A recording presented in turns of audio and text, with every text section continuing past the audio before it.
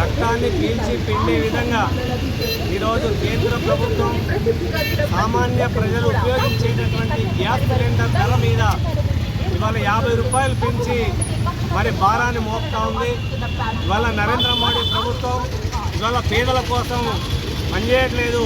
ఇవాళ పేద ప్రజలందరూ కూడా ఓట్లేసి అధికారంలోకి తీసుకొచ్చిన తర్వాత ఈరోజు దేశ సంపద మొత్తం కూడా పెట్టుబడిదారులకి, అదాని అంబానీ లాంటి పెట్టుబడిదారులకి ఈరోజు అప్పచెప్తా ఉన్నారు.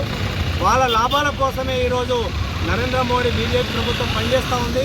ఆ కోణంలోనే ఈరోజు పేదలు ఉపయోగించేటటువంటి గ్యాస్ సిలిండరు ధర 50 రూపాయలు ఏకంగా పెంచి ఇవాళ పేద ప్రజల యొక్క నడ్డి విరిచే విధంగా వ్యవహరిస్తున్నటువంటి తీరు ఉంది. ఈ విధానాన్ని వెంటనే విడనాడాలని చెప్పేసి సామాన్య ప్రజలకి అందుబాటులో ఉండే విధంగా చర్యలు తీసుకోవాలని, అదే మాదిరిగా ఇవాళ రాష్ట్ర ప్రభుత్వం మరి పేదలకు 500కే సబ్సిడీ ఇస్తూ ఉంది. కానీ మిగతా అమౌంట్ మరి వారి బ్యాంకు ఖాతాలు జమ చేస్తామని చెప్పారు. ఇప్పటికీ ఇంకా చాలామంది లబ్ధిదారులకి వారి యొక్క ఖాతాలు జమ అవ్వట్లేదు. కాబట్టి వెంటనే వారి యొక్క ఖాతాలు జమ చేయాలని, ఈ పెంచినటువంటి ధరలను వెంటనే తగ్గించాలని కేంద్ర ప్రభుత్వాన్ని సిపిఎం పార్టీగా డిమాండ్ చేస్తుంది.